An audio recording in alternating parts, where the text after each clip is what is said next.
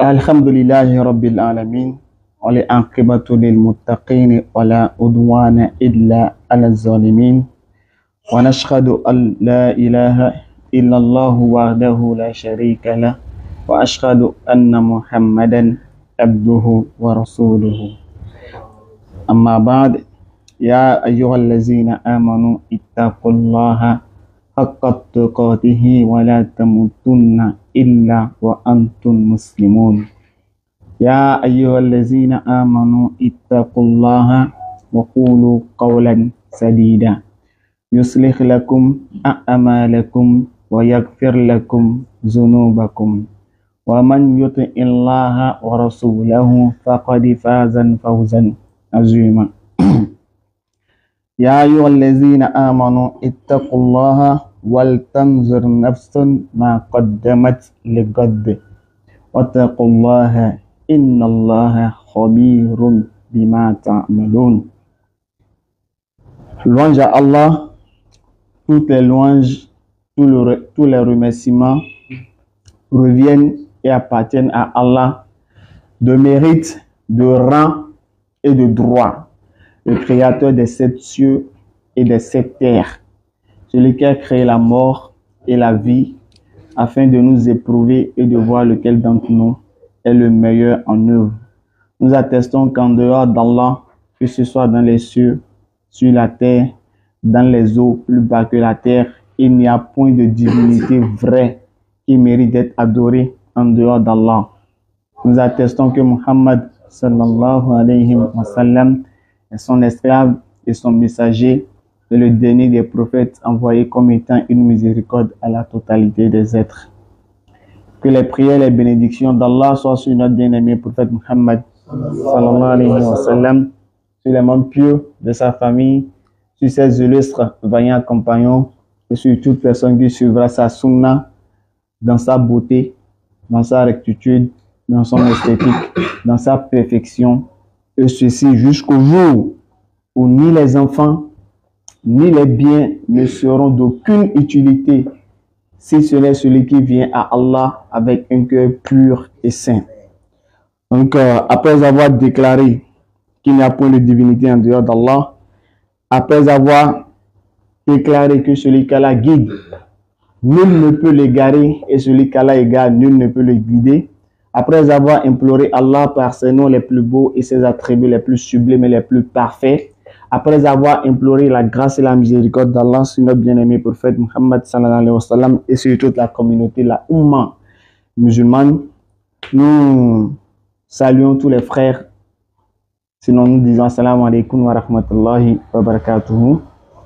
Et nous saluons notre frère Cédric, non?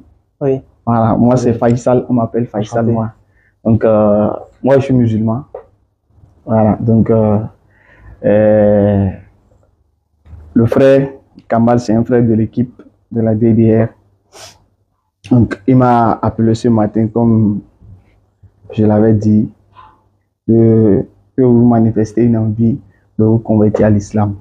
Voilà, donc je vous laisse peut-être vous présenter si vous voulez, si vous avez quelque chose à dire en un mot, avant qu'on puisse peut-être commencer l'échange. Nous, on va essayer aussi d'apporter plus de raisons, plus d'explications sur certains points que vous aurez peut-être posés comme question, comme préoccupation, parce que c'est vrai, on peut avoir une envie de se convertir à l'islam. Ok, on peut avoir une motivation. Il faudrait d'abord connaître certains fondamentaux avant d'intégrer l'islam. Parce qu'on ne rentre pas en islam parce qu'on veut rentrer. Non, c'est vrai, on peut avoir l'envie. Mais il y a certains points, mais certaines choses au moins qu'il faut connaître d'abord avant d'adhérer à cette religion. Et c'est là maintenant, nous, on intervient pour essayer de vous apporter quelques éclaircissements selon ce que vous aimeriez savoir. Et par la suite, si Allah facilite, on fera la conversion avec la permission d'Allah. Donc, je vous remercie de m'avoir écouté. Je vais m'en arrêter là d'abord. Donc, je vous donne la parole si vous avez quelque chose à dire et on pourra commencer. Alors, merci. Déjà, merci beaucoup d'avoir fait le déplacement pour moi. Bonsoir à tous. Merci d'être venu pour moi. Moi, c'est Tchèpo Roland Cédric. Je suis graphiste. Okay. Voilà. Donc, je suis chrétien catholique. mais j'ai pas été baptisé. Ok. Voilà, j'ai reçu une éducation pas très axée sur la religion. C'est beaucoup plus étudie, pense du mal de personne et continue ta vie. Donc, personnellement, je me suis beaucoup plus consacré à la Bible parce que je suis catholique. Voilà. Donc, dans mes études, dans ma lecture, j'ai commencé à adorer Jésus-Christ comme étant le Père, le Fils et le Saint-Esprit. Mais je suis tombé sur pas mal de vidéos. J'ai commencé à m'interroger sur la réelle nature de Jésus-Christ. Est-ce un Dieu, un envoyé de Dieu? Donc, avec Monsieur Kamal et tout, après plusieurs réflexions, plusieurs débats, j'ai commencé à comprendre que il faut pas mélanger les choses. Donc, en voulant me rapprocher plus de Dieu, j'ai compris que je ne peux pas continuer à adorer un prophète comme étant un Dieu. Donc, pour vraiment m'embarquer dans cela, j'ai voulu embrasser la religion qui se rapproche le plus de cette idée. Et je pense que c'est l'islam. Donc, voilà un peu. D'accord, d'accord. Alhamdulillah. C'est une grâce qu'Allah vous a accordée. Le discernement, c'est pas tout le monde qui utilise son intellect pour faire la part des choses. Il faut savoir discerner, distinguer. Faut pas confondre le frein avec le guidon. Faut pas confondre tendu et fondu. C'est vrai, ça rime, mais dans le fond, c'est pas la même chose, c'est pas le même contenu. C'est vrai, certains ont tendance à croire que Jésus-Christ est Dieu. Mais est-ce qu'en réalité, il est Dieu? Non. Il n'est pas Dieu, comme vous l'avez dit. On dit souvent au pape ce qui est au pape, à César ce qui est à César. L'adoration, on doit la vouer à l'éternel Dieu et non à un prophète. Alors que Jésus-Christ, c'est un envoyé de Dieu. Et c'est même pas nous qui l'avons dit. Hein. C'est Jésus lui-même qui dit dans la Bible, Dieu m'a envoyé. Bon, ça là, on va comprendre ça comment. Nos amis chrétiens, ils rentrent. Non, on n'a pas l'esprit. Il faut avoir d'abord l'esprit. Dieu s'est fait chair. Dieu est rentré ici. Dieu a vu que Adam et Ève ont péché. Il n'y a pas possibilité que Dieu pardonne. Donc Dieu s'est fait chair. La parole de Dieu est Dieu. Donc Dieu a pris chair en une femme qu'on appelle Marie. Donc Dieu est né. Dieu est venu sur terre pour venir pardonner nos péchés en mourant à la croix pour nous. Et quiconque croit que Dieu est venu en la personne de Jésus à la vie éternelle. Ça là qui enseigne ça. Depuis quand Dieu va prendre chair pour venir? Dieu va prendre chair là, c'est pourquoi. Donc je veux dire, si Dieu prend la chair, je veux dire, Dieu devient une créature. C'est ça? Est-ce que Dieu peut une créature? Est-ce que Dieu peut changer de forme? Est-ce que Dieu peut changer de nature? S'il change de nature, il n'est plus Dieu. C'est ça. À partir du moment qu'il change là, c'est fini, il n'est plus Dieu. Maintenant, s'il n'est plus Dieu, qui est Dieu en ce temps? Ça n'a pas de sens. Dieu ne peut même pas venir dans la création. Dieu grand, comme ça, il va venir dans la création. Il faut venir faire voir. Malachie 3, verset 6. Tu peux donner valide, ça c'est le mieux. C'est un verset de la Bible, quoi. D'accord. Car je suis l'Éternel, je ne change pas. Et vous, enfants de Jacob, vous n'avez pas été consumés. Depuis le... C'est bon? Car je suis l'Éternel, je ne change pas. Je ne change pas. Et vous, enfants de Jacob, vous n'avez pas été consumés. Il faut prendre le passage de Jacques 1,17. On voit Jacques 1,17. Je suis l'Éternel, je ne change pas. Il est éternel de toute éternité. Mais s'il change, s'il devient homme, est-ce qu'il est encore éternel? Non. Parce que éternel veut dire celui qui n'a ni commencement, ni fin. Donc s'il devient homme, forcément homme a un début, et forcément l'homme aura une fin. Alors que Dieu dit, lui n'a pas de fin. Quand Jésus dit, celui qui m'a vu a vu le Père. Qu'est-ce qu'il veut dire? Jean 14,6. Voilà, comme Dieu ne peut pas être vu par ses créatures, dans Exode 33, verset 20, Moïse a demandé à voir Dieu. Et Dieu l'a dit quoi? L'homme ne peut me voir et vivre. Donc, comme Dieu ne peut pas voir l'homme, l'homme ne peut pas voir Dieu physiquement et vivre, alors il faudrait que Dieu envoie donc des hommes qu'il choisit, qu'il nomme prophètes, pour que ces prophètes-là parlent au nom de Dieu. Donc, en voyant un prophète, on voit Dieu, pas dans le sens de percevoir, mais dans le sens de connaître. Donc, celui qui veut connaître Dieu, quand il voit un prophète, c'est comme s'il connaissait Dieu à travers le message. C'est comme l'ambassadeur et le représentant. C'est comme le président et l'ambassadeur. Si Talon envoie son ambassadeur en France, mais si quelqu'un veut voir Talon en France, il va voir qui? L'ambassadeur. Donc, quand on voit l'ambassadeur, on voit Talon, mais quand on tue l'ambassadeur, on n'a pas tué le président. Ou bien? Bien, le truc là est déchargé. Il faut prendre le second là. Il faut prendre le deuxième là. Le son. Il y a beaucoup de son. Son. Il faut prendre le second là. Il est déchargé.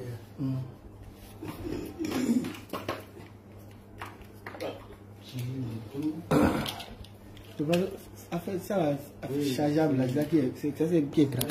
C'est ce qu'on avait dit. C'est chargeable. C'est ça. Et où là? Non, c'est compliqué. Oui, c'est ce qu'on a dit le jour là, on a dit.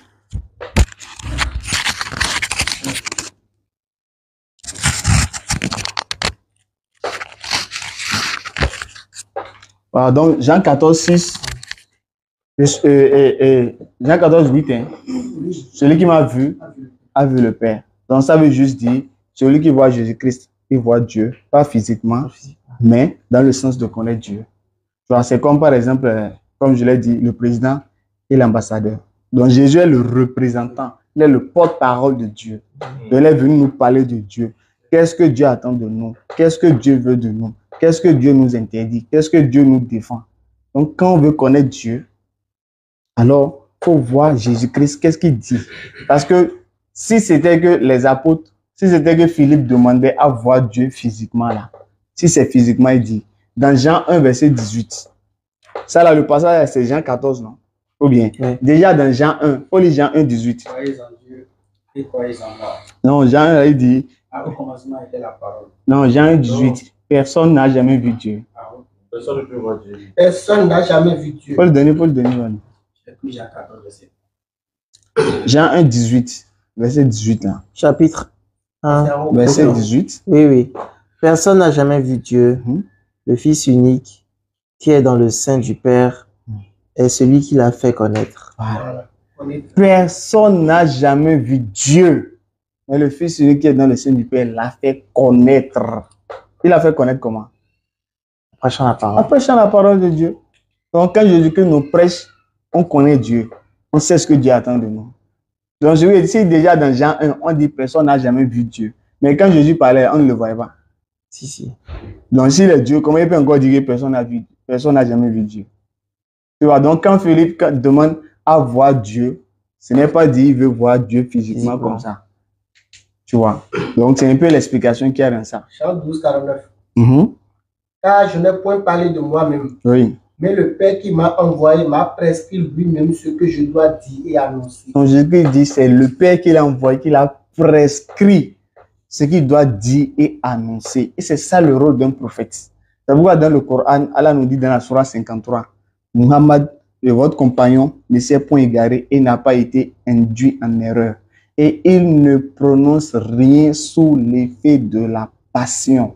Ce n'est rien d'autre qu'une révélation que lui a inspiré l'ange Gabriel à la force prodigieuse douée de sagacité. Je ne savais même pas que le mot sagacité était dans le Coran.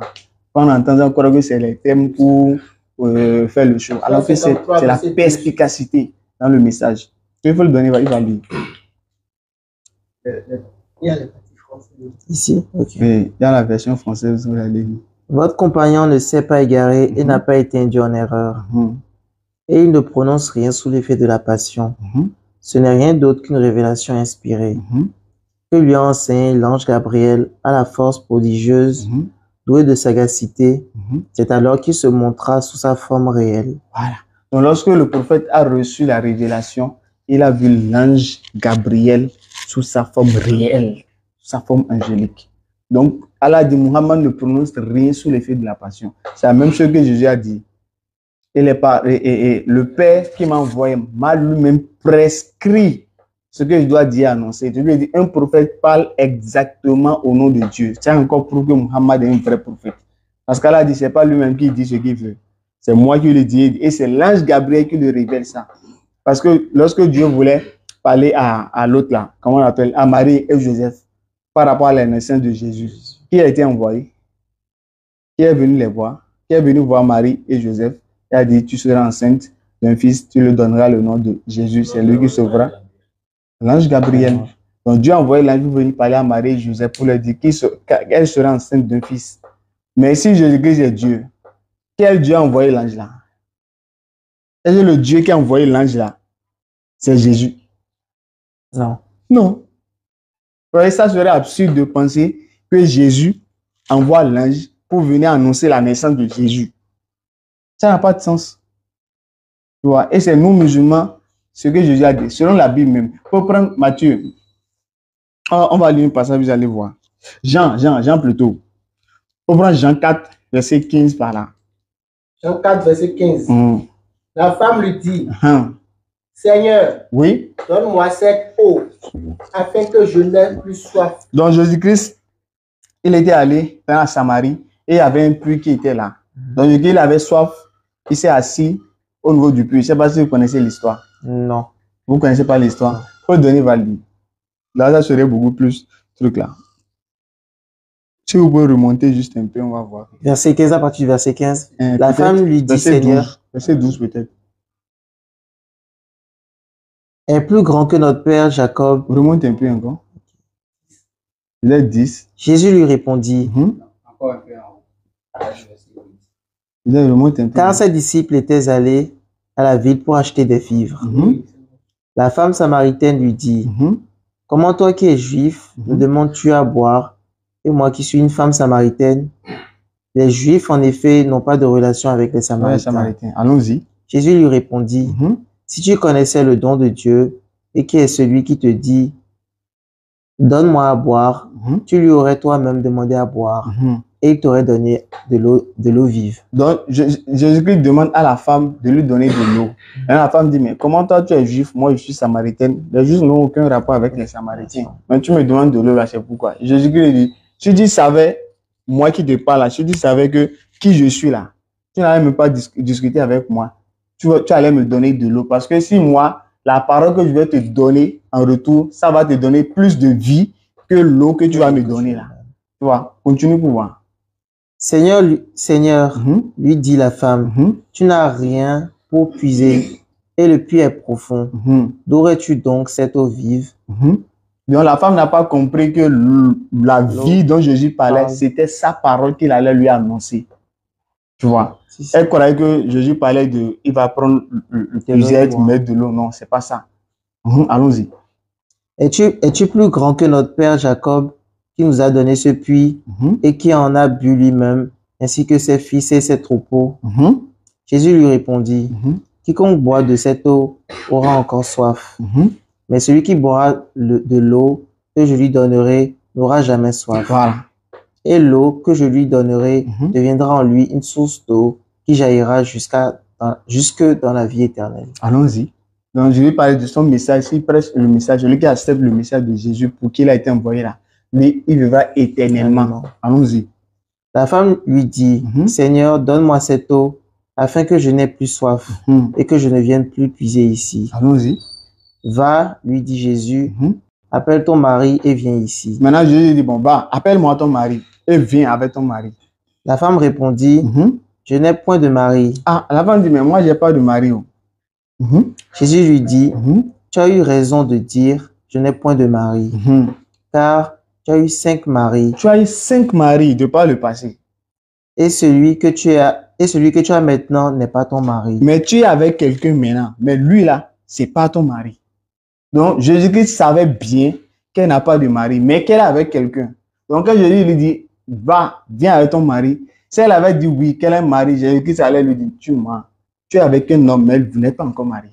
Donc, c'est pourquoi la femme, elle a compris, mais comment lui là, il a su que j'avais 5 maris et je suis avec quelqu'un et il sait que lui n'est pas mon mari. Comment il a su ça? Maintenant, la femme va s'exclamer maintenant.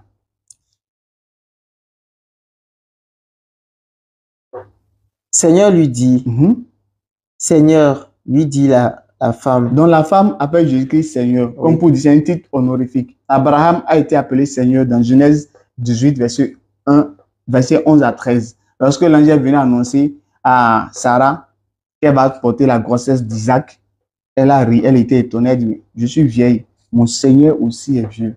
Parlant de Seigneur, elle s'adressait à Abraham, elle dit Abraham est vieux, mais elle l'a appelé Seigneur. Elle a dit qu'Abraham est Dieu. Non, non. Non, c'est un terme honorifique. Donc il y a Seigneur, voilà, il y a mon Seigneur Isidore, mon Seigneur. Donc c'est un terme honorifique, ça ne veut pas dire forcément Dieu. Allons-y. Seigneur lui dit la femme, je vois que tu es prophète. Ah, la femme va dire que Jésus est qui? Prophète. Elle a vu Jésus, non? Si, si. Elle a échangé avec Jésus, non? Ouais. Elle a cru que Jésus est Dieu. Non. Maintenant, celui qui n'a jamais vu Jésus, qui vient en 2024, vient dire Jésus est Dieu. On prend pour qui? Elle a vu Jésus comme ça, ils ont dialogué. Et Jésus l'a impacté, il a rappelé son passé. Son passé. Elle n'a jamais cru que Dieu s'est fait chair, Dieu est devenu homme. Dieu. Jamais elle a compris que lui, là, c'est Dieu qui lui a révélé ça. Il dit, je vois que tu es prophète. C'est pas ce que nous disons. Si, si. Maintenant, continue verset 25, tu vas voir. Je saute. Verset 25, tu vois. Et quand elle a dit ça, tu peux lire la suite. On va voir si Jésus a dit non, non, non, non.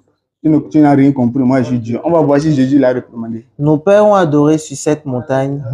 Et vous dites, vous que le lieu. Vous parlez dans le direct. Nos pères ont adoré sur cette montagne. Et vous dites, vous que le lieu où il faut adorer est à Jérusalem. Femme, lui dit Jésus, crois-moi, l'heure vient où ce ne sera ni sur cette montagne, ni à Jérusalem, que vous adorerez le Père. Allons-y. Vous adorez ce que vous ne connaissez pas. Nous adorons ce que nous connaissons. Jésus même a dit, nous adorons. Je lui ai dit, Jésus même adore Dieu. Maintenant, toi qui vas adorer Jésus là, c'est toi qui rentres dans ce que Jésus a dit, vous adorez ce que vous ne connaissez pas. Tu vois, Jésus même adore Dieu, il dit, nous adorons. Je lui ai dit, Jésus même adore Dieu. Maintenant, si toi tu adores Jésus, c'est logique. Non. Continuons. Car le salut vient des Juifs. Allons-y. Mais l'heure vient. Mais l'heure vient. Et elle est déjà venue. Allons-y. Où les vrais adorateurs adoreront le Père en esprit et en vérité. Ils adoreront qui? Le Père. Est-ce qu'ils ont dit le Fils? Non. Est-ce que Jésus a dit qu'ils vont adorer Saint-Esprit? Non. Jésus a dit qu'il faut adorer le Père. Maintenant, ceux qui adorent le Père, là, il a dit sont car ce sont là les adorateurs que le Père demande. Donc Jésus a dit, l'heure vient, elle est déjà venue, où les vrais adorateurs adoreront le Père. Donc celui qui adore le Père, il est vrai adorateur ou pas? C'est un vrai adorateur. Maintenant, celui qui adore le Fils, il est vrai adorateur? Non. Celui qui adore Jésus, il est vrai adorateur? Non. Celui qui adore Saint-Esprit, il est vrai adorateur? Non. Celui qui adore le Père, le Fils et le Saint-Esprit, il est vrai adorateur? Non, non. Celui qui adore Marie, Sainte Marie, Mère de Dieu, il est vrai adorateur? Non. Et c'est ça, nous on dit à tous les chrétiens chaque jour, nous on adore le Père, venez on va adorer le Père. Il dit non, moi je vais adorer Jésus. Alors que Jésus même qui dit, c'est ceux qui adorent Père là, ce sont tous les vrais adorateurs. Continuons, vous allez voir. La femme lui dit, je sais que le Messie doit venir. Mais on sait que Dieu nous a promis un Messie qui doit venir. C'est déjà annoncé dans les anciennes Écritures. Un Messie doit venir. Maintenant, écoutez ce que Jésus va dire. Celui qu'on appelle Christ. Celui qu'on appelle Christ, on sait qu'il doit venir. Quand il sera venu, il nous annoncera toutes choses. Allons-y. Ça, c'est le rôle d'un prophète, annoncer les choses à venir. C'est pourquoi Jésus-Christ aussi, lorsqu'il annonçait le Consolateur, il a dit quoi? Lorsque le Consolateur sera venu, il vous annoncera les choses à venir. Il ne parlera pas de lui-même, mais il prendra ce qui est à moi, il vous l'annoncera. Il me glorifiera. Tu vois, donc Jésus-Christ aussi a dit que le Consolateur, là, il va annoncer. De la même manière qu'on dit ici, le Messie doit annoncer là. Jésus lui-même dit que le Consolateur aussi va annoncer. C'est lui qui dit que Jésus et le Consolateur, ils sont de même nature, ils ont même mission, ils ont même fonction, même truc. Ils sont tous des prophètes. Donc le Consolateur qui va venir, c'est un prophète et c'est Muhammad qui l'appelle dans la source. Tu vois, continue, tu vas voir ce que Jésus a dit. Jésus lui dit, je le suis, moi qui te parle. Je le suis. Le Messie, le Christ qui va venir, je le suis. Il a dit le Dieu. Non, non. Est-ce que le Christ veut dire Dieu? Non. Est-ce que le Messie veut dire Dieu? Christ, Messie, c'est les termes qui ont été donnés même à des gens bien avant Jésus dans l'Ancien Testament. Ésaïe 45. Le roi Cyrus a été appelé Christ. Christ est quelqu'un qui est choisi par Dieu et envoyé pour une mission donnée. Donc un Christ, c'est un choisi de Dieu. C'est pourquoi dans Psaume 105, verset 15, tu peux le prochain, tu vas lire, tu vas voir. ne touchez pas à mes oins, ne faites pas du mal à mes prophètes. Donc, un oint, c'est un Messie, c'est un Christ, c'est un choisi de Dieu. Est-ce qu'un choisi de Dieu est Dieu lui-même? Non. Non. Donc, Jésus-Christ, il dit, il est un Christ, le Messie, là, celui que Dieu doit choisir pour envoyer aux enfants d'Israël, là. Je le suis, moi qui te parle. Chrétien, vois ça là. Tu n'es pas un Christ, toi-même, tu es Dieu. Son côté cher là. On dit que côté cher là, tu es Christ. Mais c'est son esprit là qui est Dieu. Mais Dieu, est-ce que si Dieu vient bas comme ça, que les gens vont croire, il faut que Dieu va venir, il s'est fixé des règles, il faut que lui-même va naître. C'est Somme 115. 105. Somme 105, verset 15. Ne touchez pas à mes oins. Ne faites pas du mal à mes prophètes. Ok. Ne touchez pas à mes oins et ne faites pas de mal à mes prophètes. Voilà. Donc les oins de Dieu sont les Christ. C'est ça qu'on appelle Christ. Ok. Machia. En hébreu, on dit Machia. Tu vois, donc Jésus-Christ, est-ce qu'il est le seul à être Christ? Non. Non. Donc, est-ce qu'on peut appeler le prophète, excusez-moi, le prophète Mohammed Christ? bon, on peut l'appeler, mais cette appellation ne l'a pas été collée. D'accord? Okay. Mais pourquoi on a dit ici, dans Somme 100, il a dit, ne touchez pas mes oins, ne faites pas du mal à mes prophètes. Donc, ce qui veut dire les oins. Oui, il y a une différence, mais on peut dire que ce qui veut dire les oins peuvent être aussi appelés des prophètes. Ok. Tu vois? Parce que oint veut dire quelqu'un qui est choisi par Dieu et envoyé pour une mission donnée. D'accord? Mais cette appellation n'a pas été collée à Muhammad. Elle appelle dans la soie sur lui. Donc, nous, on s'abstient de cela. Tu vois? Donc, c'est le thème qui a été donné. Donc, Allah l'a appelé le sauveur de l'humanité dans le Coran. Et on se limite à cela. Ouais, donc c'est un peu ça. Devenir musulman, c'est la meilleure des choses. Tout à l'heure, vous avez vu, l'Église a dit quoi ici? Les vrais adorateurs adoreront le Père en esprit. Est-ce qu'il a dit avec tam-tam? Non. Il a dit avec bruit, avec guitare, piano, fanfare, tout boucan qui fait là. C'est ce que Jésus a dit de faire. Ils ont adoré le Père en esprit, c'est-à-dire ils seront tellement concentrés dans leur prière. Tout à l'heure, on a prié, vous avez assisté à ça. Vous avez vu comment on était concentré. Oui. Parce que c'est une occasion où tu as de parler avec Dieu. Tu ne peux pas prendre cette occasion et venir s'amuser, danser devant Dieu. Ça n'a aucun sens. Il faut prendre le verset Habakkuk 2:20. On va lire, vous allez voir. Mais par exemple, si tu obtenais un rendez-vous avec le président, ou tu as une occasion d'échanger avec lui, lui soumettre tes problèmes, tu iras danser devant lui. Maintenant, les prières. Ah, la plus forte raison, Dieu. Habakkuk 2, verset 20. L'Éternel est dans son saint temple. Que toute la terre fasse silence devant lui. Donc, quand on est dans le temple de l'Éternel, là. Ça, c'est dans le Coran, c'est ça? Non, c'est la Bible. La Bible. Ok. Habakkuk 2, verset 20. Ok. On dit l'Éternel est dans son saint temple. Que toute la terre fasse silence devant lui. Quand on est devant l'Éternel dans le temple, là, on doit faire quoi? Faire silence. Silence. Est-ce que ça veut dire faire danser? Non. Ça veut dire faire du boucan tam-tam? Non.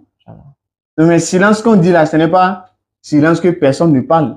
Mais seulement qu'il doit avoir un respect devant lui. Il doit avoir une déontologie, une attitude à observer quand on est devant l'Éternel, qu'on veut l'adorer. C'est pourquoi les musulmans, tu vas voir, quand on rentre, on a un imam qui est le guide, qui est devant, et les autres sont derrière. Tu continues? Bien. En haut. Vers le matin, pendant qu'il faisait encore très sombre, Marc 1,35. Il se leva et sortit pour aller dans un lieu désert où il pria. Donc on dit Jésus-Christ, on reprend. Vers le matin. Vers le matin. Pendant qu'il faisait encore très sombre. Il faisait encore très sombre, vers 5h, 6h du matin par là. Il se leva. Jésus s'est levé. Et sorti pour aller dans un lieu désert. Il est sorti pour aller dans un lieu désert. Pour faire quoi? Où il pria. Où il pria. Donc Jésus s'est levé matin de bonne heure pour aller prier. Et on a dit pendant qu'il faisait encore sombre. Qui sont ceux qui se lèvent tous les jours quand il fait sombre pour aller prier? C'est les musulmans. Donc Jésus était qui? Un musulman. Après encore, on dit, il allait où? Dans un lieu désert. À votre avis, pourquoi? À votre avis, pourquoi il allait dans un lieu désert? À votre avis? Pour s'isoler du bruit. Voilà. Pour qu'il y ait le calme.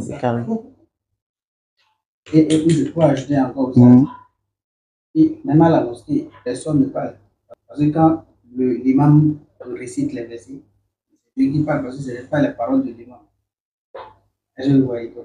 Nous ne récitons pas ce que nous voulons, mais nous récitons ce que Allah apprend d'abord. En même temps, quand l'imam parle, c'est comme si c'est Dieu lui-même qui est en train de parler. Ouais. Donc, on est silent tout à l'heure, il y a le silence, c'est Dieu seul qui parle. Jésus-Christ encore dans Matthieu 26, 39. Puis Tout ça, c'est les versets de la Bible. Hein. Oui. Puis il s'éloigne un peu et se prosterne face contre terre pour prier, disant, mon Père, si c'est possible que cette coupe s'éloigne de moi, cependant, non pas comme je veux, mais comme tu veux. Ouais. Donc on dit, il s'éloigna un peu de... Puis il s'éloigne un peu et se prosterne face contre terre. Et se prosterne face contre terre pour prier. Donc pour prier, Jésus avec quoi? Il s'est prosterné. Il n'a pas dansé. Non. Il n'a pas chanté, non. Il a fait quoi? Il s'est prosterné. Pour prier, non. Qui sont ceux qui se prosternent pour prier? Les musulmans. Maintenant, ça veut quoi dans la Bible? Pourquoi les chrétiens ne font pas ça? Alors qu'ils disent qu'ils suivent Jésus. Ils disent suivre Jésus, non? Oui. Donc celui qui suit quelqu'un là, si la personne va à gauche, tu vas à droite. Non, tu suis ses enseignements. Maintenant, Jésus, lui, se prosterne pour prier, non? Pourquoi les chrétiens ne font pas ça? Pourquoi les chrétiens ne font pas ça là? Si c'est prosterné là, ces fesses là vont tourner vers le ciel, en quelque sorte, ou bien. Tu sais que nous, les musulmans, souvent nous embêtent, nous disent que voilà, ils montrent leurs fesses. Ah bon? Je n'ai jamais entendu cet embêtement. On entend ça. Il faut prendre Matthieu 4 là. Tu vois, donc Jésus s'est prosterné. Dans Luc 6, 46, Jésus dit, pourquoi m'appelez-vous Seigneur, Seigneur, et vous ne faites pas ce que je dis? Mais si vous dites que Jésus vers lui, que vous suivez, vous êtes chrétien, vous suivez Jésus. Mais pourquoi vous ne faites pas? Il s'est prosterné pour prier. Pourquoi vous ne faites pas ça? Et c'est musulman qui fait. Le diable le transporta encore sur une montagne très élevée. Il montra tous les royaumes du monde et leur gloire. Et lui dit, je te donnerai toutes ces choses si tu te prosternes et m'adores. Donc, le diable a tenté Jésus.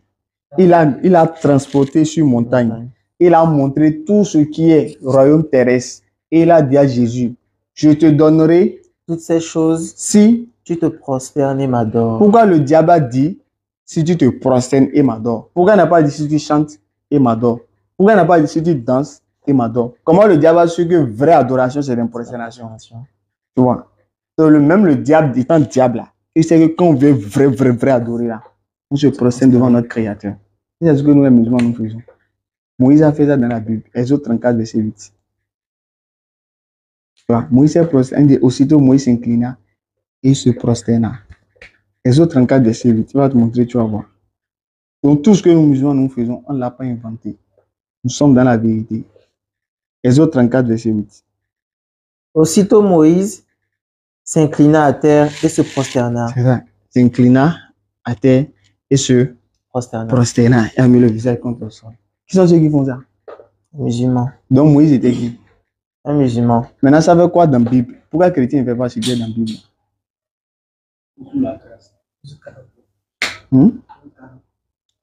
Même ablution qu'on fait, vous savez que c'est dans la Bible. Oui, oui. Moïse l'a fait. Moïse l'a fait, non? Il va vous montrer le verset. Les autres 40, verset 30. Donc, on n'a rien inventé. Pourquoi tout ça, c'est dans la Bible chrétienne ne fait pas? Pourquoi? Après, ils vont dire, non, Jésus est mort pour eux. C'est fini. Expier les péchés. Donc, Jésus est mort, c'est fini. Il n'y a plus rien à faire. Le paradis, c'est gâteau, c'est facile comme ça. Le livre. Il plaça la cuve entre la tente d'assignation et l'autel. Et il y mit de l'eau pour les ablutions. Il y mit de l'eau pour les ablutions. Il a fait quoi par la suite avec l'eau là? Moïse, Aaron et ses fils s'y lavèrent les mains et les pieds. Lorsqu'ils entrèrent dans la tente d'assignation et qu'ils s'approchèrent de l'autel, ils se lavèrent comme l'Éternel l'avait ordonné à Moïse. Qui a ordonné à Moïse de se laver les mains, prendre l'ablution? C'est qui? L'Éternel, c'est Dieu. Est-ce qu'on doit blaguer avec l'ordre de l'Éternel ou on doit respecter? On doit respecter. Qui sont ceux qui respectent l'ordre là? C'est pratique, c'est ça? Oui. Les musulmans. Ah. Donc, selon même la Bible là, qui sont ceux qui pratiquent la Bible, l'enseignement de la Bible normalement? C'est qui? Les musulmans. Les musulmans. Maintenant, pourquoi quelqu'un ne fait pas ça? C'est dans son livre. Pourquoi? C'est pourquoi j'avais dit la conversion de Cédric Doumbé là. À vouloir devenir un bon chrétien. Il a fini par devenir musulman. C'est un musulman qui a appris ce qui est écrit. Il va aller, on va pratiquer rapidement. Non, on est 8 là. Esdras, le scribe, était placé sur une estrade de bois, dressée à cette occasion. Auprès de lui, à sa droite, se tenaient Matitia, Shema, Anaja, donc Uri. L'autre là, et Esdras, on dit c'est lui, il était le scribe. Le scribe, donc c'était lui le chef. Okay. D'accord? Donc c'était lui que le peuple, Dieu a choisi pour guider le peuple. D'accord? C'est comme l'imam. D'accord? Donc il était placé sur une estrade de bois. Estrade de bois, c'est-à-dire c'est ce qu'on appelle les pépites. Quand on veut tenir un discours, c'est ce qu'on reste là, les podiums façon là. Voilà. Donc en islam, on appelle ça le mimbar. Le mimbar. Le mimbar. En islam, tu vas voir dans les mosquées, l'imam reste sur quelque chose et il donne l'enseignement les vendredis là. Et quand vous allez commencer à aller à la mosquée, vous allez voir. Donc c'est ça, on appelle le mimbar. Donc c'est l'estrade de bois. Donc il était en haut. Donc c'était lui que le Dieu a choisi en son temps pour guider le peuple. Allons-y, on va voir qu'est-ce qui s'est passé. Donc allons-y. Je continue. Auprès de lui, à sa droite, se tenait Matitia. Donc quand on veut faire la prière en islam, quand on fait la salat en islam, l'imam, c'est lui le chef, non? Oui. Donc on commence par faire les rangs à partir de la droite de l'imam. D'accord? Si par exemple je suis là, je suis l'imam, donc le rang va commencer à partir de ma droite. C'est si le rang finit que maintenant les gens vont se placer à gauche. Donc je suppose que Esdras, c'est lui l'imam. Donc à sa droite se tenait Matitia. Donc ils ont cité les noms jusqu'à la fin. Donc tu peux sauter pour voir. À sa gauche maintenant. À sa gauche, Pédaja. Donc ils ont cité encore à la gauche jusqu'à la fin. Donc ils ont fait le rang. On continue maintenant le verset suivant. Esdras ouvrit le livre à la vue de tout le peuple. Esdras a ouvert le livre, on suppose que c'est le Coran. Donc il a ouvert le Coran en main. Donc le Coran est ouvert dans sa main comme ça. Allons-y. Car il était élevé au-dessus de tout le peuple. Donc il était élevé au-dessus de tout le peuple. C'est lui l'imam. Voilà. Donc allons-y. Et lorsqu'il lui ouvert, tout le peuple se tint en place. Donc quand il a ouvert, tout le peuple s'est mis en place. Donc quand l'imam veut commencer la récitation, la prière, il demande à ce que le rang soit bien vérifié. Ça, vous faites bien le rang, tenez-vous bien en place, que les pieds soient collés pour rester bien. Nous sommes devant notre Seigneur, ça doit être de l'ordre. Voilà. Donc, c'est bon. Allons-y maintenant. On pratique ce qu'il y a dedans. Hein. Allons-y. C'est la Bible, ça. Allons-y. Esdras bénit l'Éternel. C'est ça, on dit Alhamdulillahi Rabbil Alamin. Quand on dit Alhamdulillah, ça veut dire je bénis le Seigneur. Donc, il a dit Alhamdulillah Rabbil Alamin, je bénis le Seigneur de l'univers, le grand Dieu. Continue, tu vas voir ce qu'il a dit. Le grand Dieu. Le grand Dieu. Et tout le peuple répondit en levant les mains. Amen. Amen. Donc, tout le peuple, après avoir béni le Seigneur, tout le peuple a levé les mains en répondant Amen, Amen. Donc, quand on commence la prière vers la fin, Alhamdulillah Rabbil Alamin, jusqu'à la fin, on dit Ghayril Magdubi alayhim waladdallina. Le peuple répond Amen, Amen. C'est ça, le peuple répond. C'est comme ça qu'on fait en islam, dans les prières. Maintenant, quand ils ont fait ça, ils ont fait quoi maintenant? Allons-y. Et ils s'inclinèrent. Ils s'inclinaient. Allah et se prosternèrent. Devant l'Éternel. Devant l'Éternel. Le visage contre terre. Qui sont ceux qui font ça là? Ceux qui adorent Dieu. De la manière là. Les musulmans. Ah, ça fait quoi dans la Bible? Tu vois? Description, hein, c'est exactement comme ça on fait dans la mosquée. C'est comme ça. Maintenant, c'est quoi dans la Bible et que chrétien ne fait pas?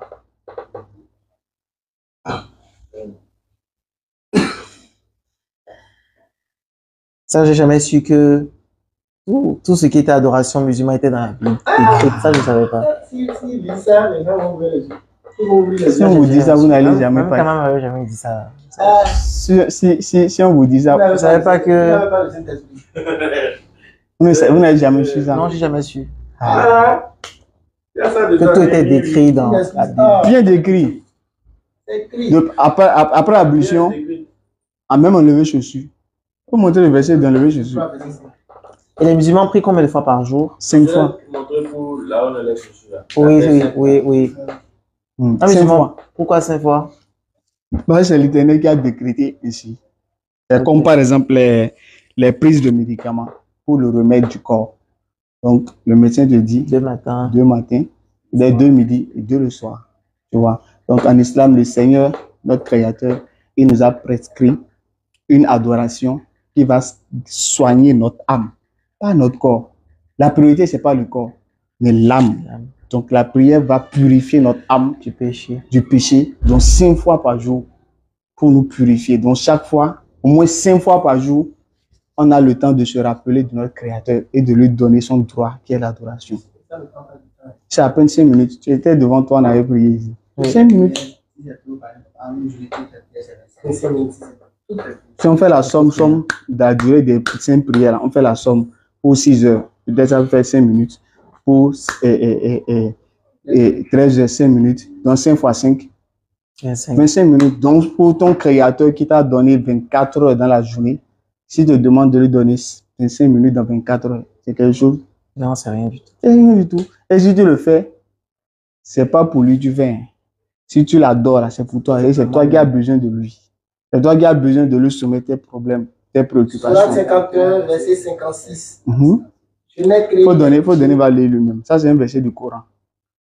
Allah nous dit le but pour lequel il nous a créé. Parce que celui qui a créé le téléphone, il y a un but. Oui. Celui qui fait ceci, il y a un but. Donc, nous-mêmes, quel est notre but? Le but de notre création, c'est quoi? Adorer. Allah. Donc, c'est pourquoi lui nous a dit dans sa parole, dans le Coran. Il faut les 56, 57 là.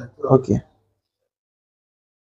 Surat 51, verset 55. Je n'ai créé les djinns et les hommes que pour qu'ils m'adorent. Voilà, c'est le but de notre création. La suite. Je ne cherche pas d'eux une subsistance et je ne veux pas qu'ils me nourrissent. Mais en vérité, c'est Allah qui est le grand pourvoyeur, le détenteur de la force inébranlable. Voilà. Donc, il ne cherche pas pour dire Cédric va travailler pour venir nourrir Allah. Mais c'est lui le grand pourvoyeur. C'est lui qui va te faciliter tes activités mondaines. Quand tu viens, tu l'adores, tu te prosternes devant lui, tu te rabaisses devant lui. Maintenant, lui te lève. On dit l'humilité précède la gloire. Donc, si tu te fais humble devant ton Seigneur, tu te rabaisses visage contre la terre. La marque d'une personne commence par quoi? Par son visage. Pour la marque, quand on voit quelqu'un, qu'est-ce qui fait de nous des êtres respectables? C'est notre image, c'est notre visage. C'est pourquoi quand on rentre sous la douche, quelle est la première partie qu'on commence par laver? C'est le visage. Quand on va et on veut s'habiller, quelle est la première partie qu'on regarde au miroir? C'est le visage. Donc, quand tu prends ce visage-là, ce respect, et tu foules ça contre le sol, qui n'est rien pratiquement, tu ramènes ça à terre, à cause de ton Seigneur, tu vas se dire, mais ma créature, elle m'a montré sa faiblesse.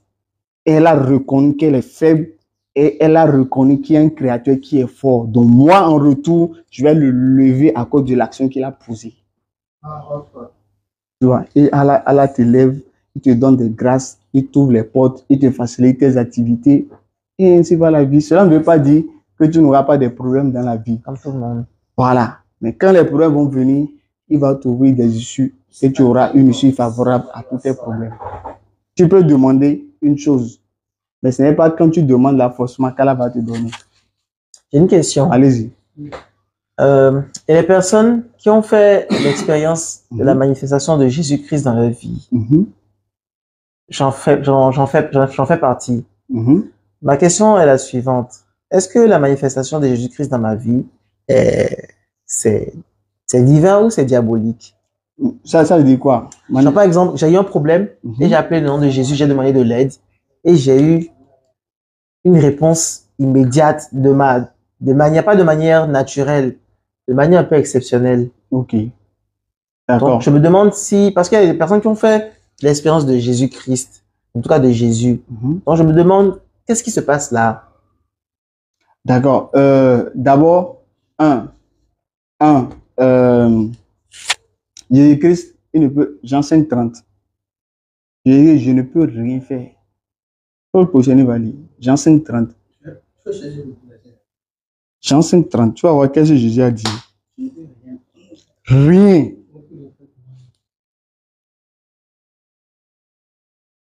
Verset 30. Verset 30. Jean 5, 30. Je ne puis rien faire de moi-même. Mhm. Selon que j'entends, Mhm. je juge, et mon jugement est juste, Mhm. parce que je ne cherche pas ma volonté, Mhm. mais la volonté de celui qui m'a envoyé. Donc Jésus a dit, je ne peux. Rien faire de moi-même. Donc s'il y a une manifestation après une prière, c'est Jésus qui a fait ça. Non. C'est-à-dire, lui-même ne peut rien faire. Selon ce qu'il entend, il juge, car son jugement est juste, parce qu'il ne recherche pas sa volonté, mais la volonté de celui qui l'a envoyé. Donc, en islam, faut prendre la sourate 11, verset 15 de mémoire. Sourate 11, verset 15. Allah Azza wa Jalla nous dit, ce qu'il a décrété pour toi là, ce que tu auras là, même si tu ne fais rien, tu l'auras. Ceux qui veulent la représenter. Voilà. Mhm. Ceux qui veulent. Ceux qui veulent la vie présente avec sa parure, Mhm. nous les rétribuerons exactement selon leur action sur terre, Tu vois, Allah sans dit, que rien Mhm. leur en soit diminué. voilà. Donc, s'il y a des gens, ils ne sont pas musulmans, mais ils font des biens sur terre, ils ont un cœur pur, mais ils ne font pas du mal aux autres, ils sont sincères, ils sont loyaux, ils sont corrects, mais ils ne sont pas musulmans. Mais ils font des choses pour la vie mondaine, tout ça. Allah dit, nous les Rétribueront rétribuerons, exactement oui. selon leurs actions sur terre. Donc, celui qui dit que si tu es correct, tu as été loyal envers quelqu'un et tout ça, tu n'es pas musulman, mais tu fais une prière, Allah peut te donner ce que tu as demandé. Allah, il va te récompenser équitablement. Tu as fait du bien à quelqu'un sur terre, Allah il va te récompenser. Si tu demandes aussi un bien, il va te donner. Mais, lis la suite maintenant. Ceux-là qui n'ont rien Mhm. dans l'au-delà Mhm. que le feu, Mais dans l'au-delà, s'ils meurent dans l'au-delà, là, ils n'ont que ceux-là qui n'ont rien dans l'au-delà que le feu, le feu. Tu vois. Donc, ces gens-là, s'ils meurent, c'est le feu qui les attend. Mais sur terre, Allah va les récompenser en fonction du bien qu'ils ont fait parce qu'ils ne sont pas musulmans. Allah va pas dire, comme ils ne sont pas musulmans, tout bien qu'ils ont fait, c'est zéro. Non, Allah n'est pas injuste. Tu n'es pas musulman, mais tu as fait un bien sur terre, Allah te récompense ce bien sur terre. Mais dans l'au-delà, tu n'auras rien. Tu auras le feu. Alors que si tu es musulman, Allah va te récompenser pour le bien ici-bas. Il va te récompenser avec le paradis dans l'au-delà. Comme il peut ne pas te récompenser pour le bien ici-bas, il va te réserver ça pour te donner le paradis éternel. Tu vois? Oui. Donc je lui ai dit, si tu n'es pas musulman, c'est pas parce que tu n'es pas musulman que si tu as un besoin, Allah ne va pas t'assister. Il peut te donner ce que tu demandes. Mais ceux qui sont riches là, est-ce que la plupart croient en Dieu? non. Non. Mais comment qui les donne les biens là? C'est Jésus. Les gens disent que c'est le diable. Donc le diable a la capacité de donner l'argent. Oui, c'est... Sourate 35. C'est-à-dire, est-ce que la volonté du diable est au-dessus de la volonté de Dieu? Non, jamais. Non. Donc même si le diable veut faire, si Dieu dit non, ça va passer. Ça va pas passer. Non. Donc ce que je veux dire, c'est Dieu qui décrète. Lui là, je le fais riche. C'est ça. Il est musulman ou il n'est pas musulman ou il est croyant ou il est mécréant ou Dieu a déjà décrété lui là, je lui donne. Et quoi? Mhm. Celui à qui on a enjolivé sa mauvaise action, au point qu'il la voit belle. Mais Allah égale qu'il veut et qu'il veut. Que ton âme ne se répande donc pas en regret pour eux. Allah est parfaitement savant de ce qu'il fabrique. Tu vois. Donc, il faut lire ceci aussi, on va voir. On a enjolivé, à partir du 14, Mhm. on a enjolivé aux gens l'amour des choses qu'ils désirent. Surat 3, verset 14.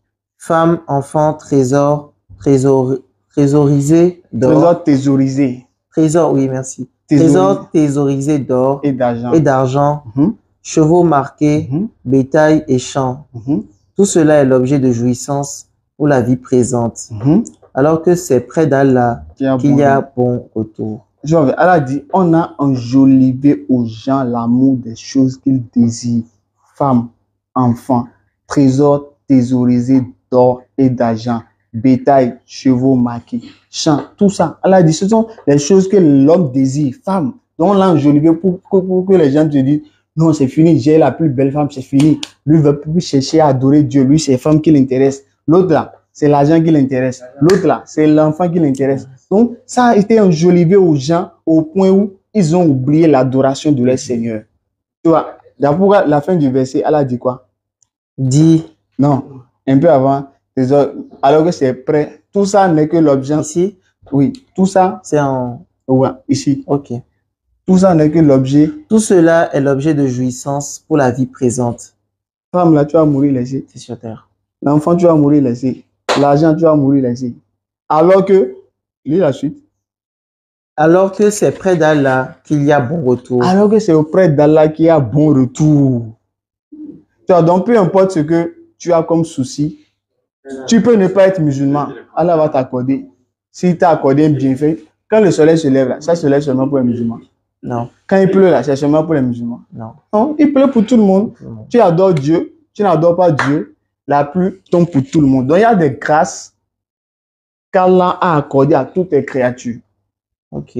D'accord? Donc tu peux être dans une situation, toi tu vas peut-être invoquer le nom de Jésus et juste après, tu auras satisfaction. Et maintenant, selon ta croyance, tu vas croire que c'est Jésus qui a fait ça. Alors qu'en réalité, c'est Dieu. C'est Dieu qui a fait. C'est pas Jésus. Parce que ceux qui invoquent le nom de Jésus là, eux-mêmes là, ils sont dans difficulté, rien ne marche. Parce que eux-mêmes dans difficulté, ils appellent le nom de Jésus, rien ne marche. Si le nom de Jésus pouvait faire, ceux qui sont malades dans les hôpitaux là, pourquoi les chrétiens ne vont pas prier pour eux, pour que tous soient guéris? Pourquoi il n'y a pas dans les hôpitaux, on va manquer de chrétiens? Mais il y a des chrétiens dans les hôpitaux. Non? Pourquoi Jésus n'a pas fait ça? Donc, je dis, c'est Allah qui décide et peut t'accorder un bienfait, même si tu n'es pas musulman. Mais, paradis là, si tu n'es pas musulman, tu ne rentres pas. Donc, c'est comme ça là décréter les choses. Il faut voir, il y a une sourate et... Donc, toutes les personnes qui vont mourir partie de cette terre en étant pas musulmans iront en enfer. Vite fait même.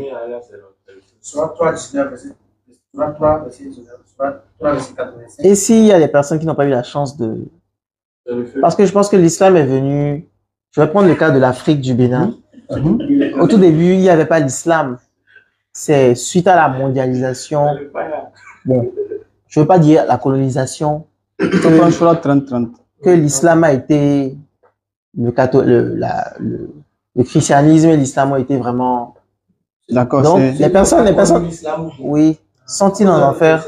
Je vais d'abord l'expliquer. Les personnes qui n'ont pas connu l'islam, voilà. Je prends, il y a des milliers d'années. Des milliers d'années. D'accord. Je vais te montrer d'abord. Il y a des gens qui croient, comme vous venez de le dire, que l'islam est venu bien plus tard après certaines religions.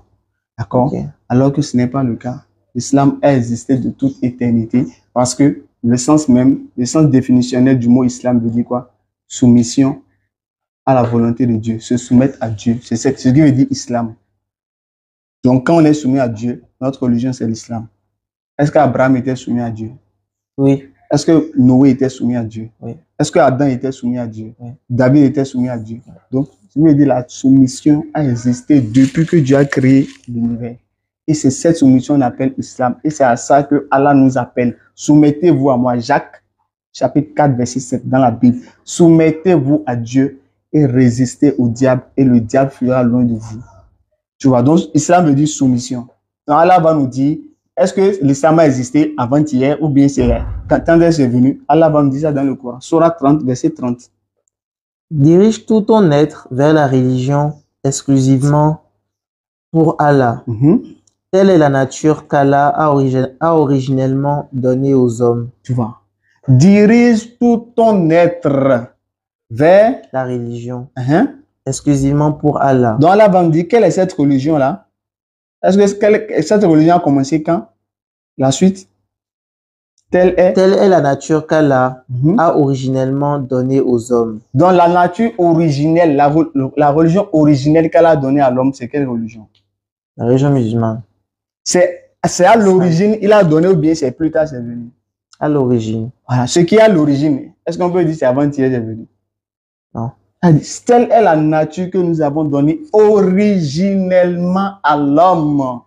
Donc, c'est plus l'origine de la création de l'homme. Dieu a demandé à l'homme de se soumettre à sa volonté. Donc, l'islam a existé depuis la création de l'homme. Sourate 16, verset 36. Nous avons envoyé à chaque communauté un messager. Attends, il va dire. Dans le Coran? Oui, le Coran. Chapitre 16, verset 36. Nous avons envoyé dans Faut préserver, soit 17. Nous avons envoyé dans chaque communauté un messager pour leur dire, adorez Allah et écartez-vous du tagu. L'association. Alors, Allah en guida certains, mais il y en a eu qui ont été destinés à l'égarement. Parcourez donc la terre et regardez quelle fut la fin de ceux qui traitaient nos messagers de menteurs. Donc là, nous avons envoyé dans chaque communauté un messager pour leur dire adorez Allah. Donc toutes les communautés qui nous ont précédés là, ces communautés ont déjà reçu des messagers. Eli? Oui, est-ce que vous avez compris ceci? Oui, oui. Donc l'islam a existé depuis l'origine. Il faut prendre sur la 367 pour nous montrer qu'Abraham était musulman. C'est comme M. Gama m'avait dit un jour que dans ta vie, à un moment de ta vie, Dieu t'envoie toujours un messager pour te prêcher. Voilà. Maintenant, si tu n'as pas eu la chance d'écouter le message de l'islam, qu'est-ce qu'Allah dit par rapport à ces gens de cas? Surat 17, verset 15 là. Oui. Quiconque prend le droit chemin ne le prend que pour lui-même. Maintenant, si on appelle quelqu'un qui a eu la chance d'écouter le message, on l'a appelé à l'islam, on l'a dit, on l'a prêché. S'il prend le chemin de se convertir, qu'il sache qu'il le fait pour lui-même. C'est ça. Continue. Et quiconque s'égare ne s'égare qu'à son propre détriment. Maintenant, si tu refuses, tu ne t'égares qu'à ton propre détriment. Personne n'ira en enfer à ta place. Continue. Et nul ne portera le fardeau d'autrui. Personne ne va porter péché de quelqu'un. Continue. Et nous n'avons jamais puni un peuple avant de lui avoir envoyé un messager. Donc, si Allah n'envoie pas de messager à un peuple pour les appeler à l'adorer, est-ce qu'Allah peut les punir? Non. Allah est juste. On dit le fétiche qui ne prévient pas ne tue pas. D'habitude, dans nos jargons, on dit le fétiche qui ne prévient pas ne tue pas. Donc, il faut que le fétiche prévienne d'abord avant de tuer. Comme la loi. S'il n'y a pas une loi qui interdit quelque chose, est-ce qu'on peut sévir? Il n'y aura pas de sanction. Il n'y aura pas de sanction. Donc, tant que Allah ne t'a pas envoyé un messager pour vous guider, il ne va pas vous punir. Mais c'est s'il envoie et que tu écoutes et que tu refuses, c'est là maintenant la sanction vient.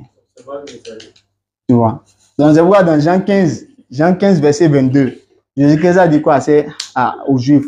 Si moi, Jésus, Jean 15, 22, si moi je n'étais pas venu et que je ne vous ai pas parlé, vous n'aurez point de péché.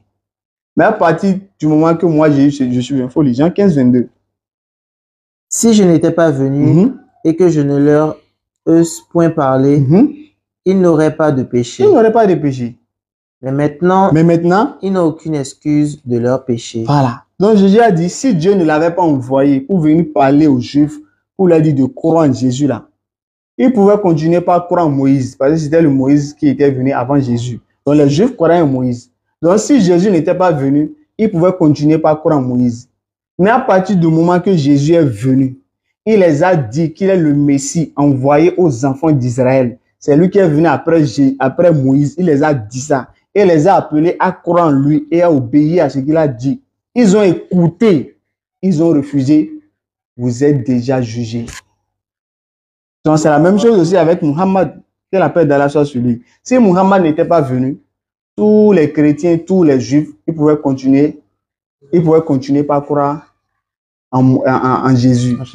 Si Muhammad n'était pas venu. Mais à partir du moment que Muhammad est venu et qu'il est le dernier prophète, même si tu crois en Jésus, même si tu crois en Moïse, même si tu crois en David, même si tu crois en tous les prophètes, même si tu crois en tous ces prophètes, si tu ne crois pas au dernier qui est Muhammad, tu ne peux pas avoir le paradis. Donc, vous lisez 79 là. Aux gens du livre, notre messager Muhammad est venu pour vous éclairer après une interruption des messagers afin que vous ne disiez pas.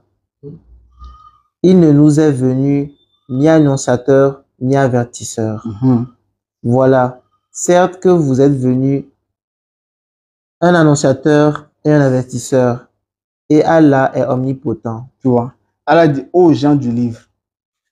Notre messager, Muhammad, est venu pour vous éclairer après une interruption des messagers. Voilà. Donc, quand Allah parle des gens du livre, il s'agit de ceux qui ont reçu la Torah, qui était le livre qu'Allah a révélé à Moïse. C'est quoi la Torah? La Torah, c'est le livre de loi que Dieu a révélé au prophète qu'on appelle Moïse. Oui. D'accord, c'est là il lui demandait d'enlever ses chaussures, tu es sur la terre sainte là. Tu vois. Donc, après Moïse, il y a Jésus qu'Allah a envoyé. Et il a donné le livre qu'on appelle l'évangile et non les évangiles. Dans la Bible, on a les évangiles et non l'évangile authentique que Jésus a reçu. Tu vois? Donc, Allah dit, vous qui avez reçu la Torah là, et vous qui avez reçu l'évangile là, c'est vrai, vous avez cru en deux prophètes, Moïse et Jésus. Mais après lui, qu'est-ce qu'elle a dit aux gens du livre? Notre messager Muhammad est venu pour vous éclairer. Donc, j'ai envoyé mon messager Muhammad après Moïse et Jésus là. J'ai envoyé mon messager Muhammad pour vous éclairer. Parce que les gens ont commencé par croire qu'il faut adorer Jésus. Ils ont commencé par adorer Jésus et tout ça après le départ de Jésus. Donc, Muhammad est venu pour vous éclairer. Après une interruption des messagers. Donc, après que Jésus soit venu, il y a plus de 500 ans avant que Muhammad vienne. Donc, c'est pourquoi Allah a parlé d'interruption. Donc, pendant 500 années, il n'y a pas eu de prophète. Maintenant, après ça, Allah a envoyé maintenant Muhammad. Et il invite les Juifs là, qui croient en Moïse. Il invite les Juifs qui croient en Jésus de maintenant croire en Muhammad. Tu vois, continue pour voir. Après une interruption des messagers, afin que vous ne disiez pas, il ne nous est venu ni annonciateur, ni avertisseur. Voilà, parce que après le départ de Jésus, ceux qui ont commencé par adorer Jésus, parce qu'au temps de Jésus, personne n'a cru que Jésus est Dieu. Non. Donc, je lui ai dit, croire que Jésus est Dieu, commencez par l'adorer, les statues, tout ça, c'est venu après. Donc, ceux qui ont commencé par adorer Jésus, là, on prend par exemple les chrétiens. Mais si Allah n'envoie pas Muhammad, si Allah n'envoie pas un messager, mais s'il meurt, quand Allah va dire, pourquoi vous avez adoré Jésus? Ils auront d'arguments. Ouais, mais tu ne nous as pas envoyé un messager pour nous dire, on ne doit pas adorer Jésus. C'est pour cela que nous, on l'a adoré. Donc, tu vois, donc c'est pourquoi Allah dit, il les a envoyés pour les éclairer, afin qu'ils ne disent pas. Il ne nous est venu ni annonciateur, ni avertisseur. Donc, pour ne pas qu'ils vont dire, on adore Jésus parce qu'aucun prophète ne nous est venu pour dire de ne pas adorer Jésus. Là. Pour ne pas qu'ils disent ça, Allah les a envoyés Muhammad. Pour vous dire, hey, si vous adorez Jésus, vous allez prendre un café cappuccino et un enfer propre. Bien bon. Tu vois. Alors que, voilà certes, vous êtes venu. Voilà certes que vous êtes venu un annonciateur et un avertisseur. Oui, Muhammad est venu. Pourquoi avertisseur et annonciateur. Tu vois, c'est pourquoi Jésus-Christ, il a aussi dit, on a dit, Jésus était un annonciateur. Et Jésus aussi, il annonce l'arrivée de Muhammad. Donc, Muhammad est un annonciateur, c'est un vrai prophète. Voilà, donc il est venu annoncer quoi et avertir quoi. Surah 18, verset 1er. On va terminer sur ça, Inch'Allah. Surah 18, verset 1er. Tu vas voir, Muhammad est venu annoncer quoi et avertir de quoi. Verset 2, 3 par là. Surah 18, verset 2, 3. Ok. Un livre d'une parfaite droiture. Allah dit le Coran, il a révélé le Coran. Je saute. Non, pas. Le verset 1er. Surah 18, verset 1er. Louange à Allah qui a fait descendre sur son serviteur Muhammad le livre et il n'y a point introduit de tortuosité. Le Coran est clair. Ambiguïté. Allons-y. Un livre d'une parfaite droiture pour avertir d'une sévère punition. Donc, Muhammad est avertisseur d'une sévère punition. L'enfer. Donc, quand on dit Muhammad est avertisseur, c'est qu'il avertit contre l'enfer. Si vous ne savez pas faire, si vous adorez un homme en dehors d'Allah, l'enfer vous attend. Il avertit. Et annonciateur, allons-y. Venant de sa part et pour annoncer aux croyants qui font de bonnes œuvres qu'il y aura pour eux une belle récompense. Tu vois, donc quand Muhammad annonce, il annonce une bonne nouvelle, une bonne récompense pour ceux qui adorent Allah. Et cette bonne nouvelle, c'est le paradis. Maintenant, ceux qui adorent d'autres choses en dehors d'Allah, Muhammad les avait dit que s'ils continuent comme ça, ils risquent de rentrer en enfer. Voilà. Donc, quand on dit Muhammad est annonciateur et avertisseur, il annonce la bonne nouvelle, le paradis, il avertit. Où ils demeureront éternellement. Et pour avertir ceux qui disent, Allah s'est attribué un enfant. Muhammad informe aussi ceux qui disent Jésus est fils de Dieu, Dieu a un fils là. Voilà. Muhammad est venu les avertir aussi. Continue. Ni eux ni leurs ancêtres n'en savent rien. C'est Dieu qui vous a dit là d'enfant. Elle dit, ils ne savent rien. Les ancêtres. Tu vois. C'est mon père qui disait ça. Quelle monstrueuse parole que celle qui sort de leur bouche. C'est une monstrueuse parole. Attribuer une filiation au Créateur, c'est une monstrueuse parole. Pourquoi? Parce que pourquoi?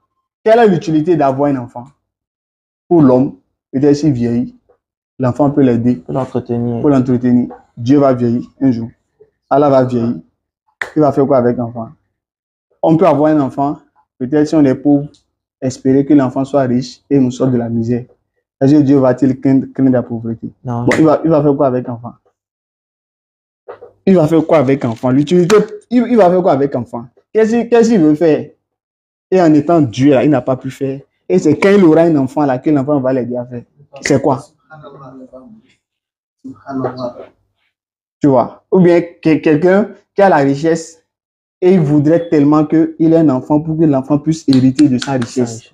Parce qu'il craint la mort, parce que la mort va venir. Donc il veut que forcément l'enfant hérite de lui.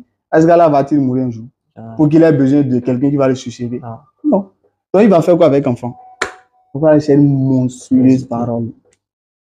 Et toi, mais quand tu expliques, quand tu vois l'islam avec tout ce qu'on t'a, et toi, mais c'est pas clair dans ta tête. C'est clair. Trop limpide. Tu vois, donc nous, c'est notre apport, c'est ce qu'on a pu apporter. C'est pas si vous avez une dernière question à poser. Oui, qu'en est-il de... Et pour l'histoire de Jésus, là, il y a un point là, j'aimerais approcher rapidement. Le nom de Jésus dont on parle là, c'est pas un faux, c'est pas un vrai nom. C'est un faux nom. Je t'explique rapidement. Jésus, c'est un nom, c'est en français. Oui. Les Anglais disent quoi? Jesus. Jesus. Donc déjà, la prononciation n'est pas la même chose. Tu vois la différence? Maintenant, qu'en est-il? Parce que Jésus ne parlait pas français ni hébreu, ni anglais. Il parlait l'arabe ou l'hébreu. Maintenant, l'ange est venu annoncer à Marie que son fils va s'appeler quoi? C'était Jésus. Je pense que c'était Jésus. Yeshua Amashi. Il ne s'appelle pas Jésus. C'est Yeshua. Ok. Marie ne parlait pas français, non? Marie ne parlait pas français. Jésus là, c'est un français ou bien? Ok. Ou bien, Jésus là, c'est un mot, c'est un français. Ce que je veux te faire comprendre, c'est que quand vous avez dit, vous avez prié au nom de Jésus là, c'est pour montrer que cette prière n'est pas valide si on doit s'en tenir au nom de Jésus là. Parce que Marie ne parlait pas français. Alors que, tu vois, non?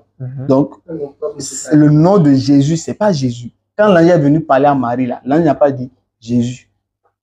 Parce que Marie ne parlait pas français. Oui. Donc, le nom original que l'ange a donné là, c'est dans la langue que Jésus parlait et non en français. Donc, ils ont traduit le nom en français.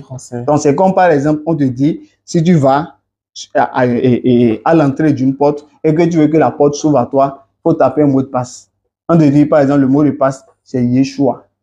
Toi, tu arrives à l'entrée, tu traduis Yeshua en Jésus, tu tapes le mot de passe, ça va s'ouvrir. Ça va pas marcher. Ça va pas marcher. Donc, je lui ai dit, le nom de Jésus que les gens prennent pour prier là, ça n'a aucun rapport avec l'authenticité même. C'est ce que vous voulez te faire comprendre un peu. Tu vois? Donc, ça veut dire que dans le Coran, il n'y a pas le nom Jésus. Non, c'est la traduction. Bon, c'est la traduction en français qu'on suit pour que puisse savoir que c'est de Jésus là on parle. Ok, d'accord. Sinon, en arabe, c'est pas Jésus.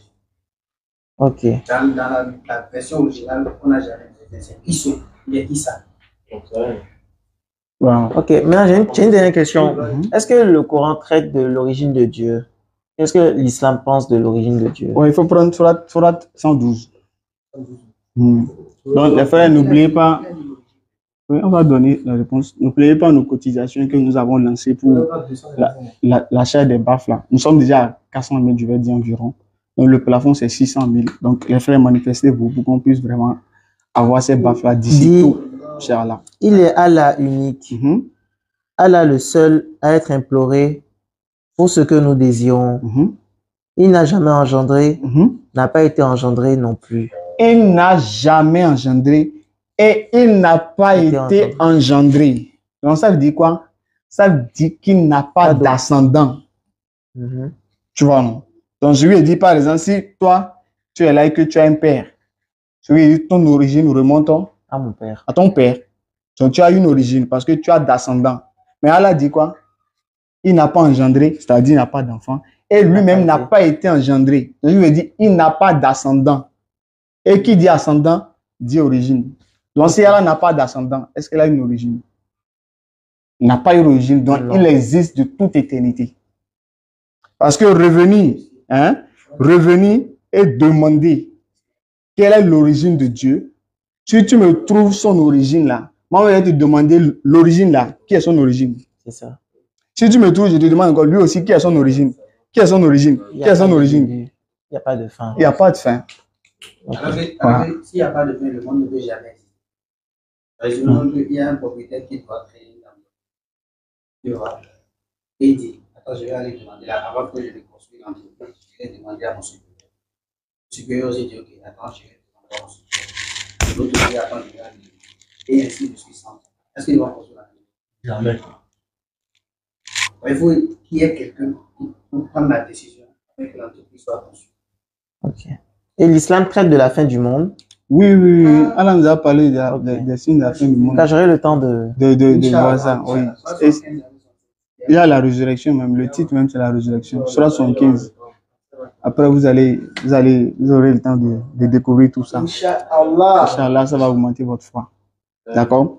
Est-ce que...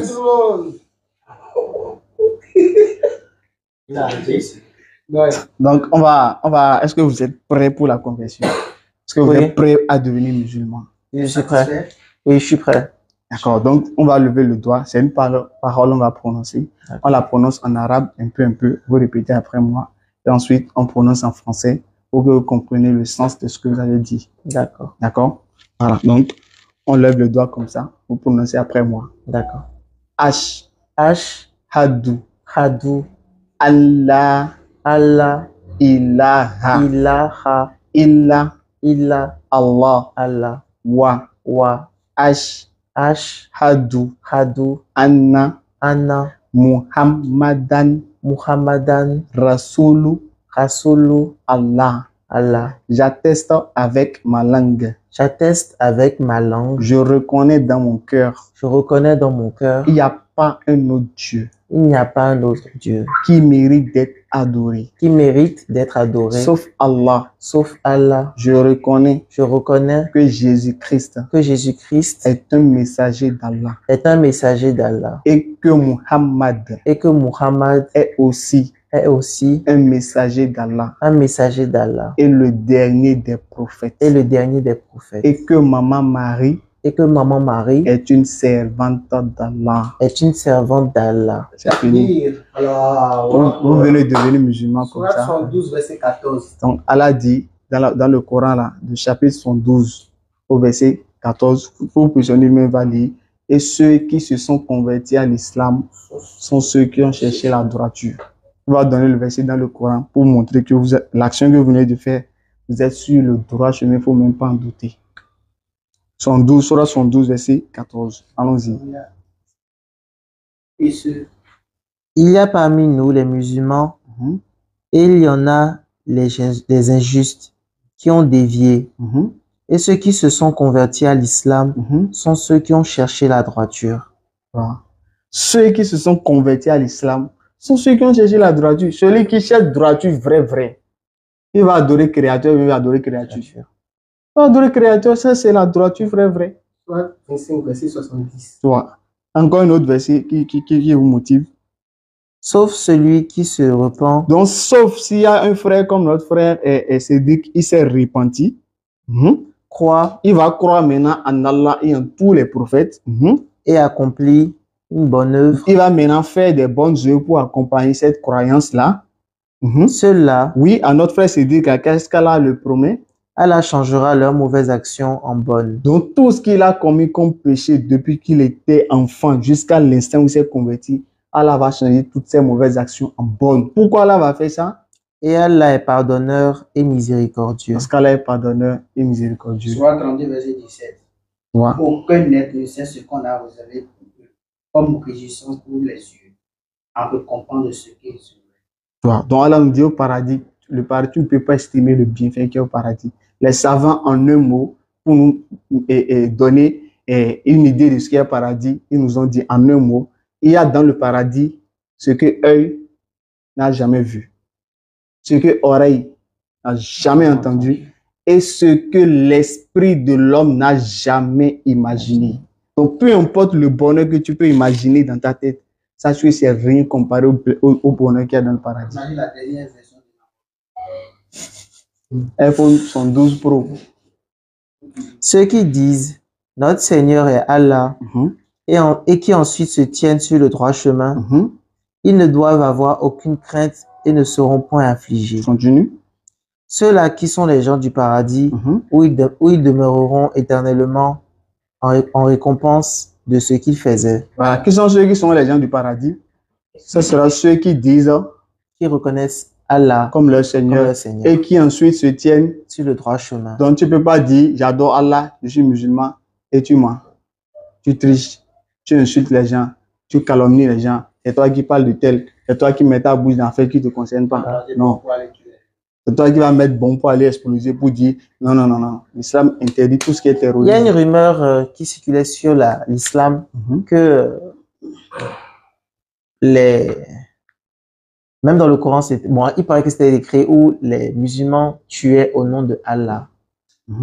Et j'aurais même appris que, par exemple, le prophète Mohammed, quand il venait dans un village, il forçait les gens à se convertir. Et ceux qui refusaient, ils étaient tués. D'accord. Ça, c'est ce qu'ils ont dit, non? Bon, c'est les légendes. Oui, c'est normal. Ils racontent n'importe quoi sur l'islam. Allah va donner d'abord un verset qui montre que ce qu'ils disent là, ça prouve que le Coran est encore vrai.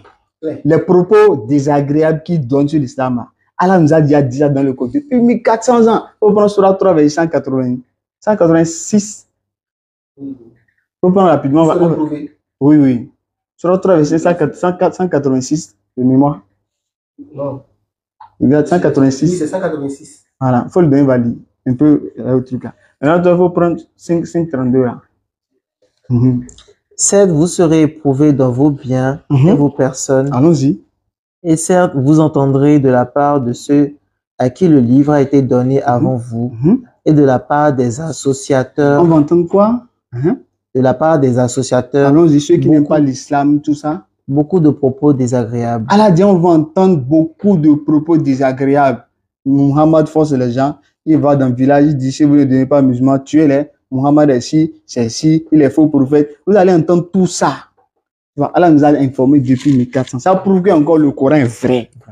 Tu vois, maintenant, Allah dit quoi? Si on entend ça. Si vous êtes endurant et pieux, voilà bien la meilleure résolution à prendre. Allah dit, si vous attaquez, ils insultent l'islam, votre prophète. Allah dit de les combattre. Non. Il a dit de les frapper. Non. Il a dit quoi? La meilleure résolution, c'est d'être endurant, d'être patient. Est-ce que ça là maintenant on peut dire Muhammad a dit de tuer les gens? Maintenant il faut prendre Surah 250, Surah 2 verset 256. Nulle contrainte. Je viens avant. Oui, il va donner 2. Oui, c'est vrai. Il va donner 256 là. Comment est fatigué?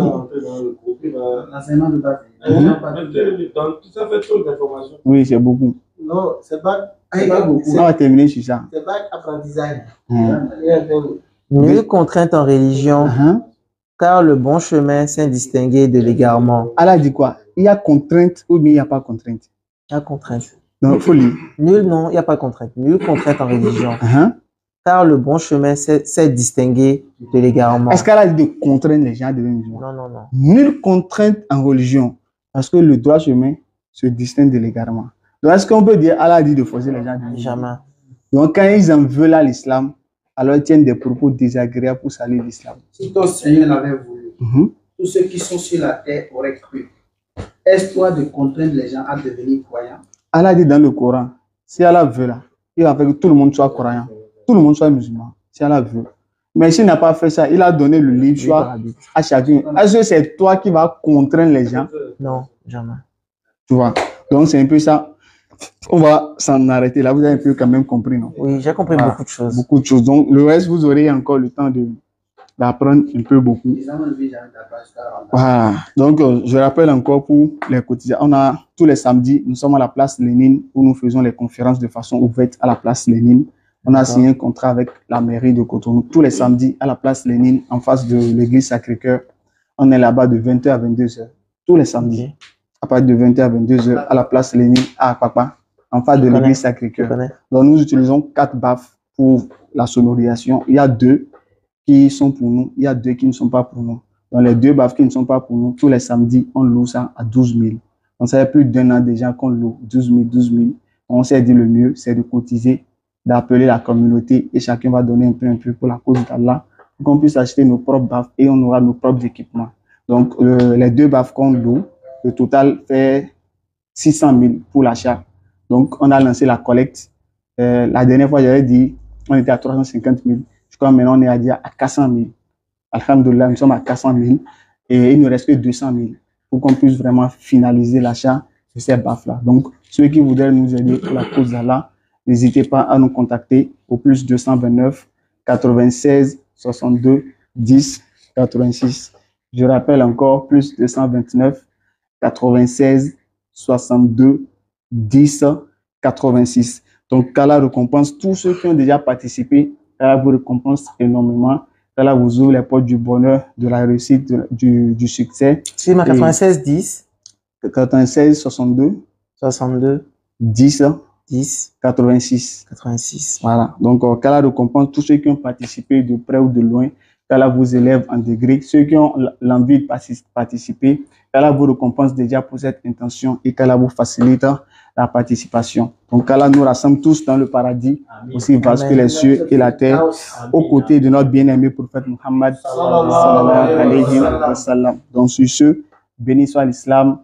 Assalamu alaikum wa rahmatullahi. Ah, attention, il y a un prénom musulman qui vous plaît? Un prénom musulman. Qui vous plaît, que vous souhaiterez porter? Mais peut-être après, vous allez voir. Pardon? Vous pouvez garder celui-là. Vous pouvez garder ça, ne gêne pas. Mais s'il y Je a... vais garder Cédric. Ah, il n'y a pas de problème. Voilà. Donc, nous allons nous arrêter là. Merci beaucoup. Salam alaikum wa rahmatullahi wa barakatuh. Wa alaikum salam wa rahmatullahi wa barakatuh.